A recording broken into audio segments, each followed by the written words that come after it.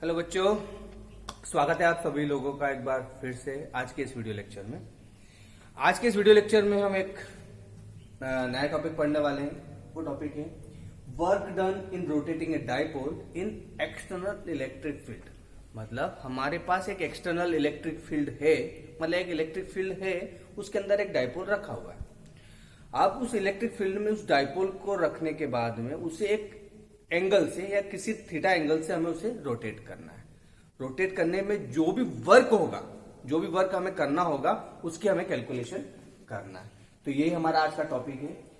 तो इस work done को समझने के पहले हम एक जनरल हमारी एक इलेक्ट्रिक फील्ड है जो कि यूनिफॉर्म है। ये मैंने एक डायग्राम बनाया हुआ है हल्का सा कि ये इलेक्ट्रिक फील्ड है जो कि यूनिफॉर्म है। इस पे एक डाइपोल रखा हुआ है -q+q, ये डाइपोल है और वो किसी थीटा एंगल पर रखा हुआ है। मतलब वो इलेक्ट्रिक फील्ड के साथ थीटा एंगल बना रहा है।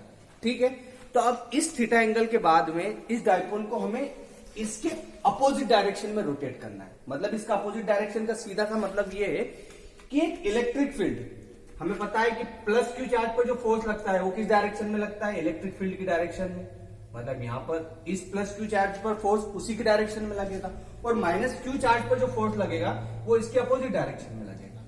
मतलब ये दोनों फोर्स एक्चुअल में क्या कर रहे हैं कि इस इलेक्ट्रिक फील्ड की डायरेक्शन में उसे अलाइन करने की कोशिश करेंगे। एक फोर्स, ये डाइपोल है हमारा, ये डाइपोल है और ये एक फोर्स इधर लग रहा है, एक फोर्स हमारा इधर लग रहा है। तो ये एक्चुअल में उसको इलेक्ट्रिक फील्ड की डायरेक्शन में अलाइन करने की कोशिश करेंगे। मतलब सीधा मैं एक एरो से बता देता हूं कि ये जो इलेक्ट्रिक फील्ड है इस डाइपोल को अपनी डायरेक्शन में अलाइन करने की कोशिश करेगी। पर हमें एक्चुअल में इस डेरिवेशन में ये चीज करना है कि इस डाइपोल को उसके अपोजिट डायरेक्शन में हमें एक थीटा एंगल से रोटेट करना। मतलब इसको ऐसा सीधा मान लो कि ये हमारा डाइपोल हमें इस पोजीशन में लेके जाना है। ये हमारा -q हो जाएगा, ये +q हो जाएगा और इसको इस एक छोटे से एंगल जिसको बोल दिया मैंने d थीटा एंगल से मुझे रोटेट करना है।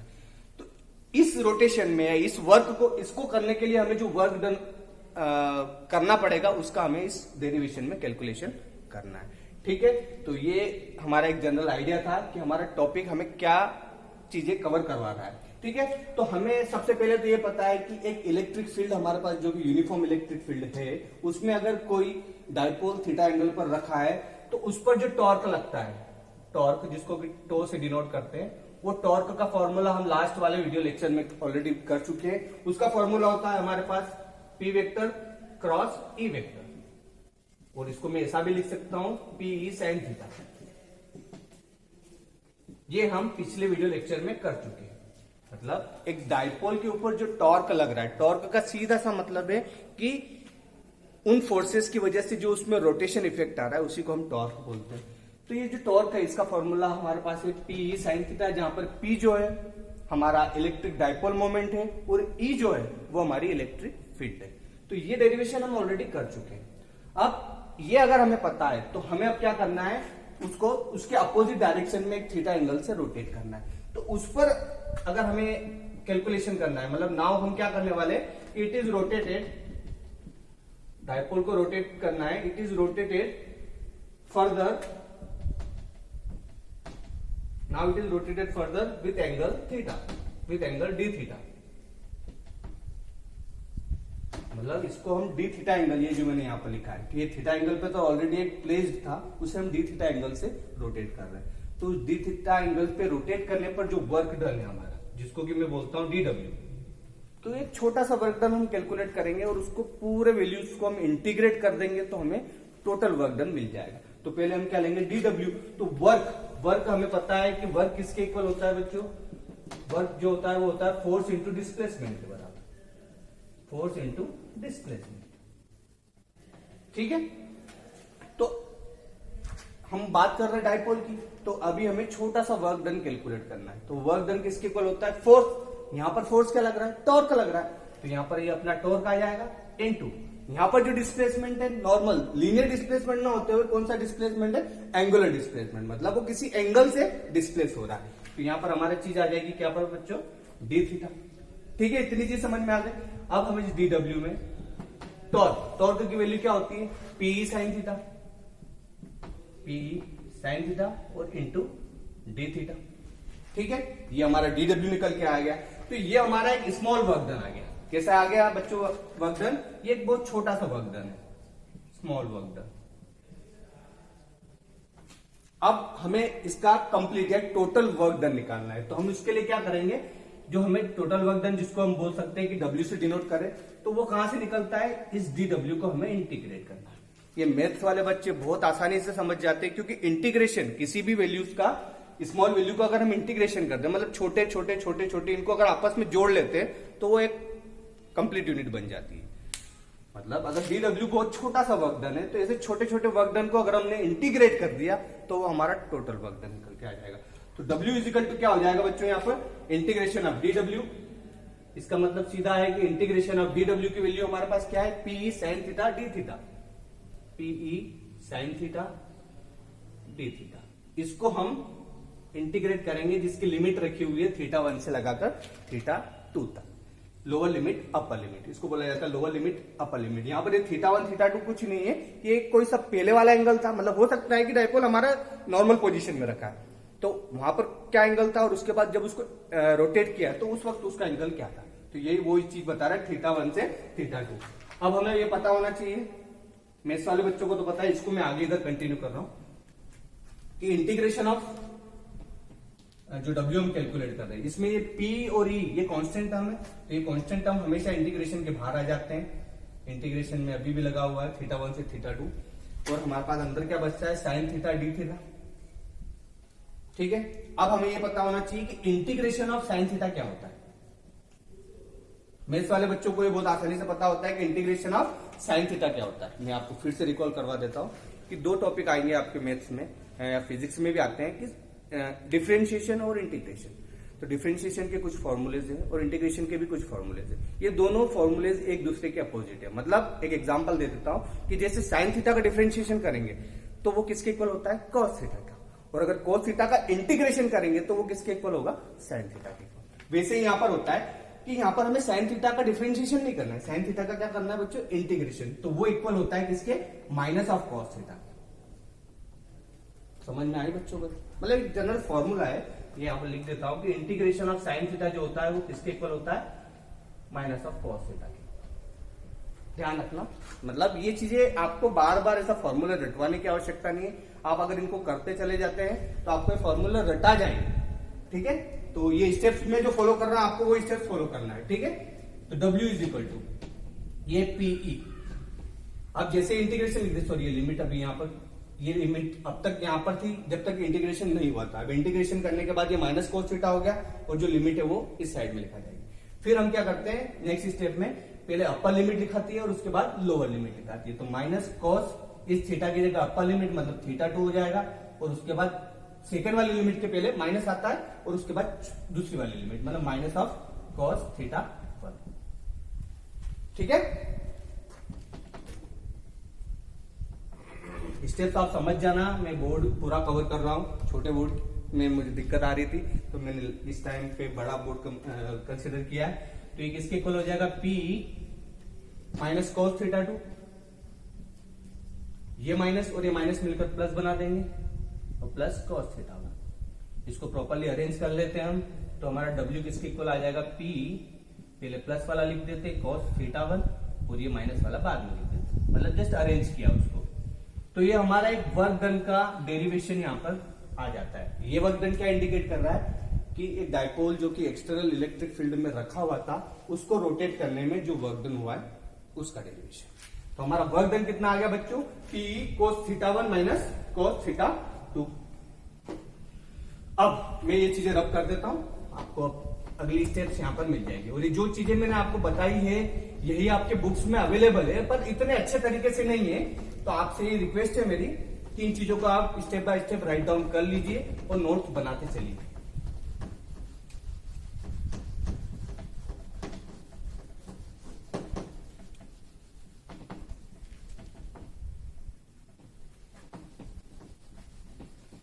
ये वर्क डन हमारा जो निकला है, अब इसको हम अलग अलग फेजेस में देखेंगे, मतलब अलग अलग डिफरेंट केसेस देखेंगे कि थीटा 1 को हम 0 ले लें, थीटा 2 को 90 ले लें, तब हमारा वर्क डन क्या आता है।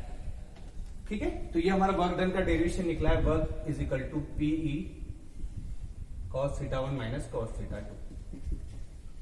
ठीक है, अब अगर मेरा थीटा1 मान लो कि 0 है, थीटा1 0 है, मतलब सीधा सा मतलब है कि डायपोल अभी किस पोजीशन में रखा है, इलेक्ट्रिक फील्ड की पैरेलल लीनियर पोजीशन में। ठीक है, अगर थीटा1 0 है और थीटा2 अगर हमारा मान लो 90 डिग्री, मतलब इसको मैं क्या कर रहा हूं, सॉरी 90 डिग्री नहीं, एक कोई एंगल है थीटा1 मेरा 0 है, मतलब डायपोल किस पोजीशन में रखा है, जिस डायरेक्शन में मेरी इलेक्ट्रिक फील्ड है उसी डायरेक्शन में ऐसा डायपोल रखा हुआ है -q + q।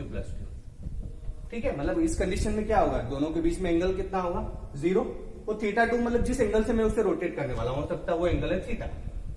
ठीक है, तो थीटा2 अगर थीटा है तो यहां पर ये वर्क डन का फॉर्मूला क्या बन जाएगा, पीई थीटा1 की जगह 0 मतलब cos 0 माइनस cos थीटा2 मतलब cos थीटा हो जाएगा। cos 0 की वैल्यू कितनी होती है बच्चों, ये आपने 10th मैथमेटिक्स में 9th मैथमेटिक्स में ऑलरेडी पढ़ चुका है। ये हमारे पास जो टेबल होती है ऐसी साइन के अलग अलग angle 0 degree 30 degree 45 degree 60 degree 90 degree, तो साइन 0 की 0 होती है, पर अगर cos 0 की बात करें तो cos 0 की वैल्यू होती है 1। मतलब ये लिख देता हूं मैं, फिर से याद आ जाएगा, 0 1/2 1/√2 √3/2 और 90 डिग्री पर वैल्यू होती है 1, और जो cos वाली वैल्यू होती है इसकी जस्ट अपोजिट, मतलब उधर से चालू हो जाएगी। 1 वाली इसकी वैल्यू, सेकंड वाली √3/2 1/√2 देन 1/2 और लास्ट वाली वैल्यू 0। तो हमें चाहिए cos 0 की वैल्यू, तो cos 0 की वैल्यू क्या होती है बच्चों 1।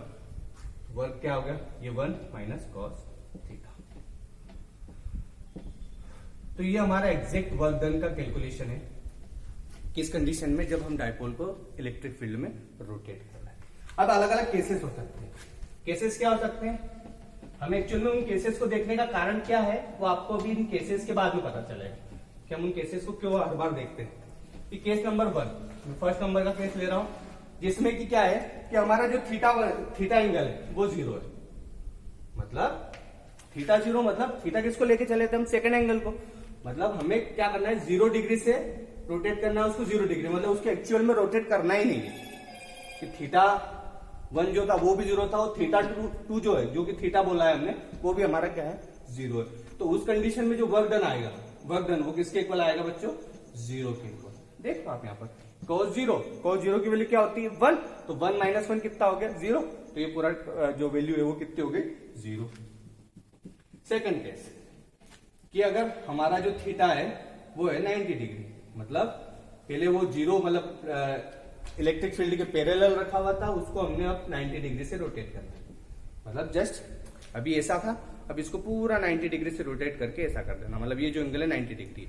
तो उस कंडीशन में जो वर्क है वो क्या हो जाएगा बच्चों, फॉर्मूले के हिसाब से P1 माइनस cos 90। cos 90 की वैल्यू क्या होती है 0 होती है, वो भी मैंने यहाँ पे टेबल बताई थी। cos 90 की वैल्यू 0, तो ये 0 हो गया, मतलब खाली क्या बचा है हमारे पास 1, तो 1 का मल्टीप्लाई जब P में होगा तो वर्क डन क्या आएगा P।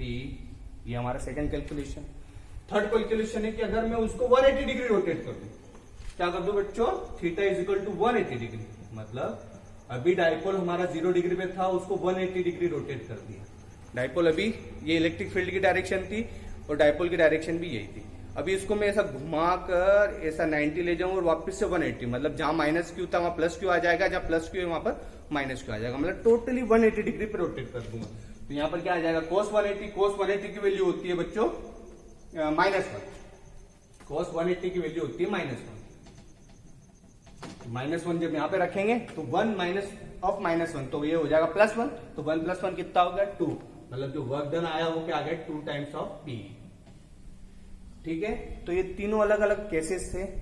शुरुआत हमारी टॉपिक से हुई थी कि वर्क डन किस केस में, कि डायपोल एक इलेक्ट्रिक फील्ड में रखा हुआ है और उसको हमने थीटा एंगल से या डी थीटा एंगल से रोटेट किया।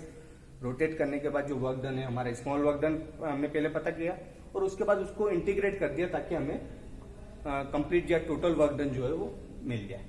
उनको हमने 3 अलग अलग केसेस में देखा कि अगर हम उसे रोटेट नहीं कर रहे हैं तब केस क्या है, वर्क डन क्या आएगा 0। रोटेट कर ही नहीं रहे तो क्या काम करा, कुछ नहीं करा, वर्क डन 0 है। फिर हमने उसको 90 डिग्री रोटेट करा, तब वर्क डन की वैल्यू क्या है P के इक्वल। और थर्ड हमने उसको पूरा 180 डिग्री रोटेट कर दिया, जिस पोजीशन पे माइनस था उस पोजीशन पे प्लस आ गया, और जिस पोजीशन पे प्लस था उस पोजीशन पर माइनस आ गया।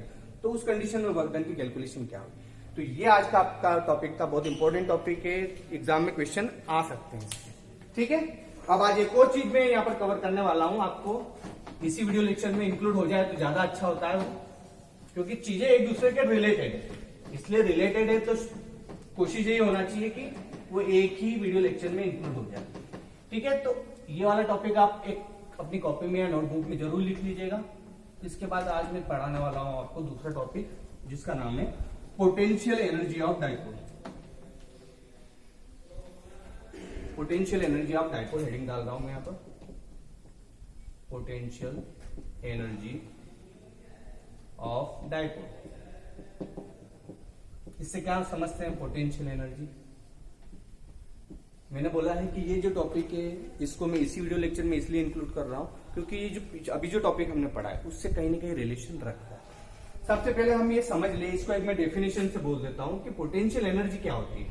तो इसकी डेफिनेशन है, डेफिनेशन से आपको बहुत सारी चीजें क्लियर हो जाएगी कि अमाउंट ऑफ वर्क डन, समझना बातों को, amount of work done in bringing, bringing मतलब लेकर आना है ना, in bringing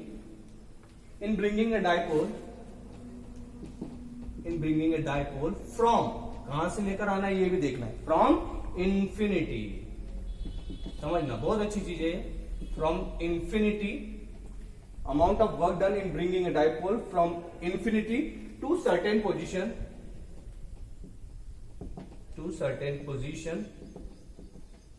to a certain position in electric field।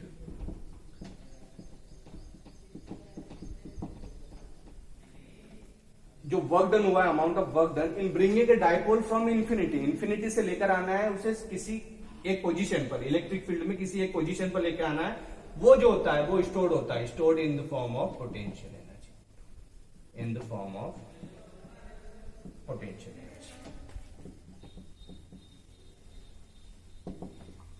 ठीक है बच्चों, ये जनरल मैंने डेफिनेशन आपको पहले इसलिए लिख दी ताकि आपको ये समझ में आ जाए कि एक्चुअल में हो क्या रहा है। हमने अभी तक का वर्क डन का कैलकुलेशन कर लिया था, तो अब जो पोटेंशियल एनर्जी वो एक्चुअल में क्या हो रही है, मतलब हमारे पास इंफिनिटी पर एक डाइपोल रखा है। डाइपोल मतलब सीधा सा मतलब है कि प्लस क्यू चार्ज और माइनस क्यू चार्ज, इन दोनों इंफिनिटी पे रखे चार्ज को मुझे एक इलेक्ट्रिक फील्ड में एक पोजीशन पर लेकर आना है। तो उसको लाने में जो वर्क डन है, जो उसको लाने में जो वर्क डन होगा वही as a potential energy store होगा, और वही हमारी पोटेंशियल एनर्जी ऑफ डाइपोल कहलाती है। तो इसका सीधा मतलब ये है कि मान लो ये हमारी इंफिनिटी वाली पोजीशन है, कहीं भी हो सकती है। इस इंफिनिटी पोजीशन से मैं कहीं ना कहीं इलेक्ट्रिक फील्ड की एक पोजीशन है जहां पर प्लस क्यू चार्ज को लेकर आ रहा हूं, और इसी इंफिनिटी वाली पोजीशन से एक दूसरा चार्ज है माइनस क्यू लेकर आ रहा हूं। क्यों इन दोनों चार्जेस को लेकर आया? क्योंकि इन दोनों का जो पेयर होता है वही तो हमारा डाइपोल कहलाता है ना। मतलब एक डाइपोल अगर हमें बनाना है, मतलब प्लस क्यू चार्ज को भी लेकर आना है इंफिनिटी से, और एक माइनस क्यू चार्ज को भी इंफिनिटी से लेकर आना है। तो इस कंडीशन में जो वर्क डन का कैलकुलेशन करेंगे वही हमारा पोटेंशियल एनर्जी ऑफ डाइपोल कहलाएगा। ठीक है, तो अभी हमने क्या किया कि इंफिनिटी से प्लस क्यू चार्ज को लेकर आए, इंफिनिटी से माइनस क्यू चार्ज को लेकर आए। अब आपका जो बेसिक कॉन्सेप्ट में बार बार आपको रिपीट कर रहा हूं, वो चीजें ध्यान रखना हमेशा कि प्लस क्यू चार्ज के कारण ये हमारी कोई इलेक्ट्रिक फील्ड, यहाँ पर एक इलेक्ट्रिक फील्ड बनी हुई है, हाँ मैं उसी में लेकर आ रहा हूं, मैं वो खिचड़ी ना बने इसलिए मैंने वो बनाया नहीं है। तो ये प्लस क्यू चार्ज के कारण जो इलेक्ट्रिक फील्ड फोर्स लगाती है वो किस डायरेक्शन में लगाती है? इलेक्ट्रिक फील्ड की डायरेक्शन में होता है। मतलब ये फोर्स कहां पर एक्सपीरियंस करेगा? इस डायरेक्शन में। और ये जो इंफिनिटी से माइनस क्यू लाए हैं तो वो कहीं ना कहीं फोर्स किस डायरेक्शन में एक्सपीरियंस करेगा? उसकी अपोजिट डायरेक्शन में। फोर्स ऑफ माइनस क्यू है, ये फोर्स ऑफ प्लस क्यू है, समझ लो, इतना हमें पता है। ठीक है, दूसरी चीज कि हमारी इलेक्ट्रिक फील्ड की डायरेक्शन क्या है? ये वाली, ये हमारी इलेक्ट्रिक फील्ड की डायरेक्शन है। अब अगर हमें ये सारी चीजें पता है तो हमें ये चीजें भी पता होना चाहिए कि इस पर वर्क डन कैसा हो रहा है, कि वर्क डन इस वाले चार्ज इसको लाने में पॉजिटिव हो रहा है कि इस वाले चार्ज को लाने पर पॉजिटिव हो रहा है। तो उस चीज को समझने के लिए आप ये समझिए कि मान लो कि हमारी हवा इधर से चल रही है, हवा इधर से चल रही है, और इस हवा इधर से अगर चल रही है और हम वहां से अगर कोई ऑब्जेक्ट को इस हवा के अपोजिट लेकर आते हैं तो हमें क्या लगेगा? धक्का लगेगा ना। मतलब हमें ज्यादा काम करना पड़ेगा उसको अंदर लाने के लिए, क्योंकि हवा चल रही है इस डायरेक्शन में, ऑब्जेक्ट को हम इधर से लेकर आ रहे हैं तो हमें धक्का ज्यादा लगेगा। और वहीं अगर हवा इस डायरेक्शन में लग रही है और ऑब्जेक्ट को इसी डायरेक्शन में लेकर आ रहे हैं तो हमको उसको रोकने के लिए वर्क करना पड़ेगा।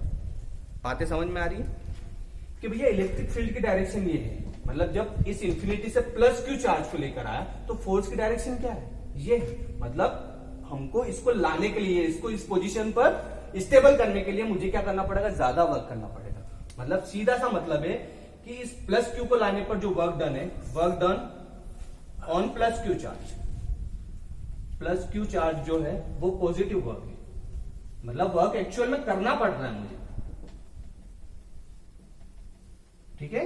Work done on plus Q charge जो रहेगा वो हमारा पॉजिटिव वर्क डन रहेगा, पॉजिटिव रहेगा, पॉजिटिव वर्क नहीं, ठीक है। और वैसे अगर नेगेटिव है, भैया इलेक्ट्रिक फील्ड की डायरेक्शन हमारी ये है इस माइनस क्यू चार्ज पे, तो फोर्स किस डायरेक्शन में लग रहा है, उसी डायरेक्शन में लग रहा है, तो हमें यहां पर जो वर्क डन करना पड़ेगा वो नेगेटिव के केस में क्या होगा, जो होगा वो वर्क डन होगा हमारा नेगेटिव होगा। मतलब इस चार्ज पर वर्क डन पॉजिटिव है, इस चार्ज पर वर्क डन नेगेटिव है, दोनों कंडीशन भी देख लो, या फिर ऐसा बोल दो कि इसकी वजह से फोर्स इस डायरेक्शन में, इस वाले चार्ज पर फोर्स इस डायरेक्शन में, मतलब ये दोनों एक दूसरे को क्या कर देंगे, कैंसिल आउट कर देंगे, मतलब जो रिजल्टेंट वर्क डन है वो जीरो मिलता है। तो बोले सर वर्क डन जब हुआ ही नहीं तो हम कैलकुलेशन किसकी कर रहे हैं, हमें कैलकुलेशन एक्चुअल में करना है इस वाली पोजीशन की, क्योंकि हमको दोनों चार्ज को किसी न किसी एक स्मॉल डिस्प्लेसमेंट पर रखना है ना, दोनों को मिलाकर थोड़ी रखना है। यहां तक लाए कुछ वर्क डन हुआ, यहां पर लाए कुछ वर्क डन हुआ, दोनों एक दूसरे के अपोजिट, एक पॉजिटिव है एक नेगेटिव है, दोनों ने कैंसिल कर दिया। तो असल में जो वर्क डन हुआ है वो सिर्फ यहां से यहां तक में हुआ, कहां से कहां तक, इसका जो 2a वाला जो डिस्टेंस है, क्योंकि डायपोल के बीच का जो हम डिस्प्लेसमेंट लेके चलते हैं, उनके बीच का जो सेपरेशन लेके चलते हैं वो कितना है, 2a, मतलब खाली इस पोजीशन से, मतलब यहां से इंफिनिटी से इस प्लस क्यू को हम यहां ला के रख दिए, हो गया वर्क डन। फिर यहां से जब इसको यहां पे लाए, मतलब माइनस क्यू, तो हमने क्या करा, इस माइनस क्यू को लाने में खाली ये जो 2a तक का जो डिस्टेंस है इतना वर्क डन थोड़ा सा ज्यादा करा, बस, और कुछ नहीं करा। तो ये जो इस माइनस क्यू पर जो वर्क डन हुआ है वही हमारा पोटेंशियल एनर्जी के फॉर्म में स्टोर होगा। बाकी जो दोनों वर्क डन हो रहे थे इनको लाने में, और मतलब माइनस क्यू को और प्लस क्यू को लाने में, वो दोनों एक दूसरे को कैंसिल आउट कर देंगे। मतलब प्लस क्यू तो आके बैठ चुका है अपनी जगह पर, उसके बाद उसको 2a डिस्टेंस, मतलब उसके बाद में जो 2a डिस्टेंस है वहां पर हमें माइनस क्यू लाना है, तो उस माइनस क्यू को जो 2a डिस्टेंस तक हम लेकर आए, उस पर जो वर्क डन हुआ है वही हमारा ऐसे पोटेंशियल एनर्जी स्टोर होगा, ठीक है। तो अब इस चीज को मैं डेरिवेशन के थ्रू कर देता हूं, डेफिनेशन में यहां मिटा रहा हूं, आप राइट डाउन करना।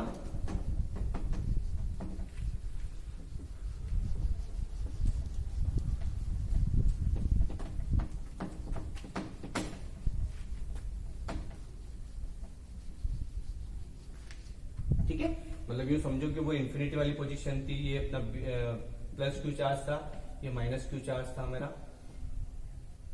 और इस पॉइंट को मैंने बोल दिया बी, इस पॉइंट को बोल दिया ए, मतलब बी से ए तक में जो वर्क डन हुआ है सिर्फ हमें उसकी कैलकुलेशन करना है। तो यहां पे लिख देता हूं कि जो एक्स्ट्रा वर्क डन हुआ है, extra work done in bringing a charge from position B to A, B से लगाकर ए तक, एक्स्ट्रा वर्क डन जो है बी टू ए पोजीशन पर, और किसके ऊपर हुआ है, और इन ब्रिंगिंग ए नेगेटिव चार्ज, यहां लिखो इन ब्रिंगिंग ए माइनस क्यू चार्ज, क्योंकि माइनस क्यू चार्ज पर ही वर्क कर रहा है ना, बी से ए पर, बी पे तो पॉजिटिव आ गया, पर इसके बाद 2a डिस्टेंस, जो 2a डिस्टेंस है वहां पर किसको लेके जा रहा है, माइनस क्यू चार्ज पर, तो वर्क डन किसके ऊपर हो रहा है, इसके ऊपर, वही खाली पोटेंशियल एनर्जी के फॉर्म में स्टोर होगा। तो extra work done in bringing a minus Q charge from position B to A stored as a net work done, जिसको कि बोला जाता है कि पोटेंशियल एनर्जी के as a net work done.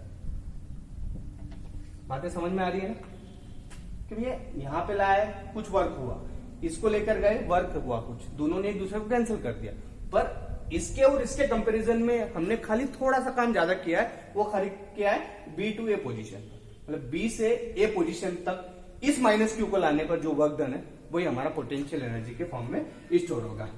तो यहां से हम डेरिवेशन चालू करते हैं कि देयरफॉर जो वर्क डन है वो क्या हो जाएगा हमारा, वर्क डन का फॉर्मूला हम पहले निकाल चुके हैं, पी साइन थीटा होता है, वो अपना जो पी होता है, तो वहां से हम क्या करेंगे, वर्क इक्वल टू क्या है, फोर्स इंटू डिस्प्लेसमेंट। तो वर्क ये होता है, क्योंकि वर्क जो होता है फोर्स इंटू डिस्प्लेसमेंट होता है बच्चों, force into displacement. Plus Q पे जो फोर्स लग रहा है उसकी वैल्यू इधर रहेगी, इसकी इधर रहेगी, पर फोर्स की वैल्यू कितनी होती, क्यू ई, ये हम पहले ही देख चुके हैं, तो ये फोर्स की वैल्यू यहां पर आएगी, कि फोर्स क्या है, Q into E into displacement कितना है बच्चों, 2 है, ये 2 हो गया। अब इनके सामने अपोजिट साइन आएगा, क्यों, क्योंकि वर्क किस पे कर रहे हैं हम, नेगेटिव चार्ज पर, तो इसलिए जो वर्क डन है कैसा आएगा, नेगेटिव आएगा। यहाँ पे लिख देता हूं कि माइनस साइन किस लिए रखा है मैंने, minus sign because work done on -Q, because work done जो हो रहा है वो किस पर हो रहा है, work done on -Q charge. Plus Q पर जो वर्क डन है उसको हम लेके चले ही नहीं रहे, फिर जो -Q को लाने में जो वर्क डन हुआ है वो ही ले रहे, तो इसलिए क्या साइन आएगा, माइनस साइन। तो यहां से वर्क डन की वैल्यू क्या आ गई, -Q और 2a को हम हमेशा साथ में लेकर चल रहे हैं, क्यों, क्योंकि dipole moment, electric dipole moment के इक्वल हो जाएगा, तो Q इंटू 2a और ये जो इलेक्ट्रिक फील्ड है इसको बाहर कर, ये किसके इक्वल हो गया, P के इक्वल, तो minus of P dot E, ठीक है। तो यही जो वर्क डन है W इज इक्वल टू ये आया, यही हमारा U, मतलब U का मतलब है यहाँ पर पोटेंशियल एनर्जी, मतलब अगर आपके पास W लिखा है तो उसको आप लिख दोगे क्या, U के equal U is equal to क्या आया बच्चों, minus of P into E, ये हमारा पोटेंशियल एनर्जी के फॉर्म में स्टोर होगा। चीजें समझ में आ गई, कुछ नहीं किया है हमने, हमें एक डाइपोल लेकर आना है किसमें, एक इलेक्ट्रिक फील्ड में, तो डाइपोल को लेकर आना है ना, अभी है नहीं वहां पर, तो डाइपोल को लाने का सीधा सा मतलब है कि एक प्लस Q चार्ज को भी लेकर आना है, एक पॉजिटिव चार्ज को भी लेकर आना है और एक नेगेटिव चार्ज को भी लेकर आना है, ठीक है। तो उन दोनों को लाने में हमने क्या देखा कि इन दोनों का जो वर्क डन है, क्योंकि एक तरफ हमें पता चल रहा है कि उसको लाने में धक्का देना पड़ रहा है और एक तरफ लाने में उसको रोकने के लिए हमें फोर्स लगाना पड़ रहा है, मतलब वो दोनों फोर्स जो है एक दूसरे को कैंसिल आउट कर रहा है, तो बचा के कौन सा होगा, खाली -Q को एक B से A पोजीशन तक लाने में जो वर्क डन हो रहा है वही बचेगा और वही पोटेंशियल एनर्जी में स्टोर होगा। तो ये हमारा वर्क डन का कैलकुलेशन हो जाता है। तो अगर ये वर्क डन है तो यहां पर भी हम 2-3 केस देख लेते हैं, समझना बहुत सिंपल सी चीजें है, और इससे क्या होता है, आपका लॉजिक क्लियर हो जाता है कि हमें अगर डेरिवेशन आता है तो अगर आपने वीडियोस को प्रॉपर्ली देखा है तो आपका लॉजिक बहुत प्रॉपर्ली क्लियर हो जाएगा और आपको आगे के क्वेश्चन करने में बहुत आसान हो जाएगा। मतलब अब अलग अलग केस देख रहा हूं मैं कि ये -Q प्लस Q, मतलब एक डाइपोल आ चुका है हमारे पास और हमारी इलेक्ट्रिक फील्ड की डायरेक्शन अभी बच्चों की कैसी है, ऐसी है, ठीक है। हमारा वर्क डन पोटेंशियल एनर्जी जो है वो किस फॉर्म में, P और E, मतलब हम देखेंगे किसको, इलेक्ट्रिक डाइपोल मोमेंट और E को, इलेक्ट्रिक फील्ड को। तो इलेक्ट्रिक फील्ड की डायरेक्शन ये है, डाइपोल मोमेंट की डायरेक्शन क्या होती है, -2 प्लस होती है, ये भी हमें पता है। तो अभी E और P के बीच में एंगल कितना बन रहा है बच्चों, theta is equal to 0 degree बन रहा है। थीटा अगर 0 डिग्री बन रहा है हमारा, तो जो पोटेंशियल एनर्जी है वो किसके इक्वल हो जाएगी, माइनस ऑफ P, यही रहेगी, ठीक है। सीधा सा मतलब है कि इस कंडीशन में जो पोटेंशियल एनर्जी है वो हमारी PE ही रहेगी, माइनस ऑफ PE। क्यों, क्योंकि बहुत कम पोटेंशियल एनर्जी है जब दोनों की डायरेक्शन सेम है, पोटेंशियल इलेक्ट्रिक डाइपोल मोमेंट और इलेक्ट्रिक फील्ड की डायरेक्शन भी चाहिए। दूसरी कंडीशन क्या हो सकती है कि हमारी ये पोजीशन है जो कि बता रही है इलेक्ट्रिक फील्ड को, और हमारा जो डाइपोल है वो कुछ इस तरीके से रखा 90 डिग्री पे, मतलब ये 90 डिग्री एंगल है, और किस किस के बीच में, -Q और +Q के बीच में ये जो एंगल है यहाँ पर 90 डिग्री बनना, मतलब अपना थीटा अब यहाँ पर कितना हो चुका है बच्चों, 90 डिग्री, ठीक है। अगर थीटा 90 डिग्री हो गया तो हमने क्या देखा है कि पहले पोटेंशियल एनर्जी की वैल्यू कितनी आई थी, -P, मतलब हमने -P वाला वर्क डन तो हो चुका है इस पोजीशन में कि हम इस डाइपोल को लेकर आ रहे हैं, पर इसके बाद जब इसको यहां से इस पोजीशन तक लेकर आ रहे हैं तो हमें एक एक्स्ट्रा वर्क डन भी करना है। मतलब ये सीधा सा मतलब है कि जो पोटेंशियल एनर्जी क्या हो जाएगी, ये -P तो थी, पर प्लस इसमें एक और P आ जाएगा, P, ये P कहां से आ गया, हमने इसके पहले वाले वर्क डन वाले केस में देखा था कि वर्क डन जब हम डाइपोल को थीटा से 90 डिग्री रोटेट कर रहे हैं, मतलब 0 डिग्री से 90 डिग्री रोटेट कर रहे थे, तो हमने यहां पर देखा था कि वर्क डन की वैल्यू आई थी P, ये बता देता हूं कब, 0 से 90 डिग्री पर ये वैल्यू आई थी, उसके बाद वर्क डन 0 था, कब, 0 डिग्री से 0 डिग्री पर, और यहां पर वर्क हमारा 2PE था, 2PE था ना, हाँ 2PE, जब 0 से हम कहां लेके जा रहे थे 180 डिग्री, तो उसी चीज को हम यहाँ यूज कर रहे हैं कि जब 0 को कुछ भी नहीं करा तो उस वक्त तो हमारी वर्क डन जो था वो 0 था, पर पोटेंशियल एनर्जी की वैल्यू कितनी निकल के आई, -P। ये समझो इन दोनों के बीच का कैसे है, दूसरा कि जब हमने उसको 90 डिग्री रोटेट कर दिया, मतलब 0 डिग्री से 90 डिग्री, तो उस कंडीशन में वर्क डन की वैल्यू कितनी थी, P। तो ये तो नॉर्मल पोजीशन थी, मतलब उसके बाद उसमें और पोटेंशियल एनर्जी ऐड हो जाएगी, वो क्या हो गई, उसको 90 डिग्री रोटेट करने में, तो वो भी वर्क डन के फॉर्म में स्टोर हो जाएगी। तो ये कितना हो गया, potential energy minus P plus P, मतलब 0 के इक्वल हो गई। थर्ड केस क्या हो जाएगा हमारा, थर्ड और लास्ट केस है कि जब दोनों के बीच में 180 का डिफरेंस हो, मतलब यहां माइनस क्यू था प्लस क्यू था, अब इधर क्या आ गया प्लस क्यू और इधर आ गया माइनस क्यू, मतलब टोटली वो 90 डिग्री से 180 डिग्री से रोटेट हो चुका है। तो उस कंडीशन में वर्क डन कितना था 2P, तो आपका जो पोटेंशियल एनर्जी है ये माइनस P तो था ही सही, प्लस ये 2P साथ में आ जाए। P यहां पर आया था, यहां पर 0 था तो कुछ भी नहीं था, तो ये माइनस P प्लस 2P, तो ये किसके इक्वल हो जाएगा, 2P में से एक P गया तो कितना बचा P। ठीक है, आई बात समझ में। तो ये हमारे तीनों केस हैं। अब इन तीनों केसेस का लिखने का सीधा सा एक मतलब मेरा ये है कि हमने वर्क डन तो देख लिया सारे केस में कि 0 से 0 डिग्री में, 0 से 90 डिग्री में, और उसके बाद 0 से 180 डिग्री में, और उसके बाद उन तीनों ही केस की पोटेंशियल एनर्जी भी हमने जो कि वर्क डन के फॉर्म में स्टोर हो रही है वो भी देख ली कि पहले वाले केस में माइनस P, दूसरे केस में 0 और तीसरे केस में P निकल कर आ रही। अब अगर हमारे पास ये तीनों पोटेंशियल एनर्जी है तो ये वाली जो पोजीशन है इसको हम बोलते हैं स्टेबल इक्विलिब्रियम, स्टेबल इक्विलिब्रियम वाली पोजीशन। ये वर्ड आपको आपके बुक में देखने को मिलेगा, तो कंफ्यूज मत होना। मतलब जब पोटेंशियल एनर्जी की वैल्यू माइनस ऑफ P है तो वो पोजीशन या वो सिचुएशन को हम कौन सी सिचुएशन बोलते हैं कि हमारा जो पोटेंशियल एनर्जी किसमें, स्टेबल इक्विलिब्रियम में।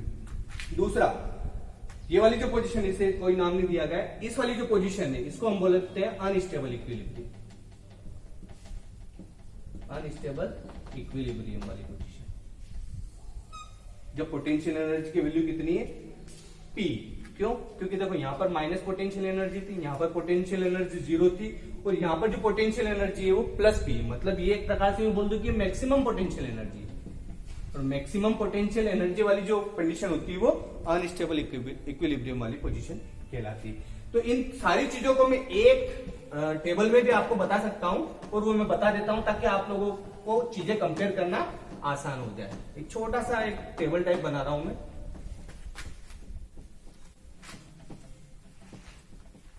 वो टेबल टाइप ये है कि जब ऐसे केस लिख दो, फर्स्ट केस क्या था कि इलेक्ट्रिक फील्ड की डायरेक्शन हमारी ये थी, और जो इलेक्ट्रिक डायपोल मोमेंट की डायरेक्शन थी वो भी ये थी, मतलब चार्ज कुछ इस तरीके से रखा था, इधर माइनस था इधर प्लस था, क्योंकि मोमेंट इलेक्ट्रिक डायपोल मोमेंट की डायरेक्शन क्या होती है, माइनस टू प्लस होती है। ठीक है, ये पहला केस था। दूसरा केस है कि जब इलेक्ट्रिक फील्ड ये है और पोटेंशियल मतलब डायपोल कहीं ना कहीं उसके परपेंडिकुलर रखा है, मतलब ये वाली डायरेक्शन आ रही है, सेकंड केस है। और थर्ड केस था हमारा जब 180 डिग्री वाली पोजीशन आ गई, मतलब इलेक्ट्रिक फील्ड की डायरेक्शन अगर ये है और डायपोल मोमेंट की डायरेक्शन ये है, मतलब पूरा 180 डिग्री हमने उसको घुमा दिया। तो तीनों ही केसेस में हमारे पास, पहले वाले केस में यहाँ पर टॉर्क की वैल्यू कितनी थी 0 डिग्री, तीनों चीजों को बता रहा हूं मैं। टॉर्क की वैल्यू कितनी थी 0 आई थी यहाँ पर, क्यों, क्योंकि टॉर्क क्या होता है P साइन थीटा, टॉर्क क्या होता है P sine theta, sine 0 degree, sine 0 की वैल्यू क्या होती है 0, इसलिए टॉर्क क्या आया था हमारा 0 आया था। ठीक है, दूसरा था हमारा वर्क डन, वर्क डन भी यही था 0, वही देखा हमने 0 डिग्री से लगा था 0 डिग्री पर ले जाने में, मतलब उसको घुमाया ही नहीं हमने, खाली जिस पोजीशन में उसी पोजीशन में रहने दिया, तो कोई वर्क डन नहीं हुआ था। तीसरा हमने पोटेंशियल एनर्जी देख लिया, तो पोटेंशियल एनर्जी हमारी इस वाले केस में क्या आई थी माइनस P, जिसको कि हमने क्या बोला है स्टेबल इक्विलिब्रियम वाली position, stable equilibrium short form लिख रहा हूं, समझ जाओगे। तो ये पहला केस था। दूसरे केस में हमने क्या देखा था कि यहाँ पर जब टॉर्क क्या आया था P आया था, P के इक्वल क्यों आया था, क्योंकि एंगल कितना हो गया था यहाँ पर 90 डिग्री, तो साइन 90 की वैल्यू क्या होती है 1, तो ये P बचा था, तो टॉर्क की वैल्यू क्या आई थी ये। दूसरा वर्क डन जो था हमारा, वर्क डन भी क्या आया था यहाँ पर P आया था, जब हमने 0 डिग्री से 90 डिग्री उसको रोटेट कर दिया था। और थर्ड हमारा पोटेंशियल एनर्जी, तो पोटेंशियल एनर्जी की वैल्यू इस वाले केस में कितनी आई थी हमारी 0 आई थी। ठीक है, ये हम कर चुके हैं, इसलिए खाली मैं एक टेबुलर फॉर्म में आपको बता रहा हूं ताकि आपको सारी चीजें एक ही जगह पर मिल जाए। थर्ड केस है हमारा ये वाला 180 डिग्री वाला, तो यहाँ पर टॉर्क की वैल्यू कितनी आई थी बच्चों, यहाँ पर 0, क्योंकि साइन 180 आ जाएगा, साइन 180 की वैल्यू क्या होती 0 होती, तो यहाँ पर टॉर्क क्या आ गया था वैल्यू 0। दूसरा हमारा वर्क डन जो आया 0 P और उसके बाद 2 P आ गया। थर्ड केस था 0 डिग्री से लगाकर 180 डिग्री वाला, और हमारा जो पोटेंशियल एनर्जी आ गई वो पी आ गई। ठीक है, तो ये जस्ट एक सिंगल टेबल है, आपको सारी चीजें यहाँ पर मैंने बता दी है। टॉपिक हमारा था डायपोल, अभी तक हम डायपोल ही खेल रहे थे। पहले हमने डायपोल समझा, फिर उसके ऊपर टॉर्क और फोर्स की वैल्यू कैलकुलेट करी, उसके बाद उस पर वर्क डन का कैलकुलेशन करा कि उस पर अगर उसको थीटा डिग्री से रोटेट करते हैं तो हम वर्क डन कैसे कैलकुलेट करते हैं, और उसके बाद पोटेंशियल एनर्जी ऑफ डायपोल। मतलब पोटेंशियल एनर्जी का सीधा मतलब है कि इन्फिनिटी से दोनों चार्ज को लेकर आ रहे हैं, plus Q charge minus Q charge. तो जो एक्स्ट्रा वर्क डन हुआ है किसको, माइनस क्यू चार्ज को बी पोजीशन से ए पोजीशन पे लाने पर वही हमारा as a potential energy store होगा। तीनों चीजें एक ही टेबल में मैंने बता दी, इसलिए मैं चाहता था कि आपको एक ही वीडियो लेक्चर में दोनों चीजें इंक्लूड हो जाए। तो यहाँ पर ये वाला टॉपिक कंप्लीट हो जाता है। अगले वाले वीडियो लेक्चर में हम डिस्कस करेंगे किसके बारे में, इलेक्ट्रिक फील्ड लाइंस के बारे में। इसके बारे में इलेक्ट्रिक फील्ड लाइन, मतलब एक प्लस क्यू, ये हम चीजें देख चुके कि एक प्लस के कारण इलेक्ट्रिक फील्ड की डायरेक्शन क्या होती है, उस चार्ज से दूर, और माइनस के कारण क्या होती है, चार्ज की तरफ। तो ये जो चीजें अभी तक हमने खाली एक रफ आइडिया, खाली हमारे डेरिवेशन के अकॉर्डिंग देखा था। अब मैं उसको पूरा अच्छे से एक्सप्लेन करूंगा कि इलेक्ट्रिक फील्ड लाइंस क्या होती है और उस इलेक्ट्रिक फील्ड लाइन पर किस पोजीशन पर इलेक्ट्रिक फील्ड की डायरेक्शन होती है। तो ये बहुत अच्छा कॉन्सेप्चुअल चीजें है, आपको कॉम्पिटेटिव एग्जाम में भी इन चीजों का यूज करना होता है, ऑब्जेक्टिव क्वेश्चन बहुत आते हैं। तो अभी तक आज के इस वीडियो लेक्चर में इतना ही, अगले वीडियो लेक्चर में हम ये चीजें डिस्कस करेंगे। तब तक के लिए धन्यवाद।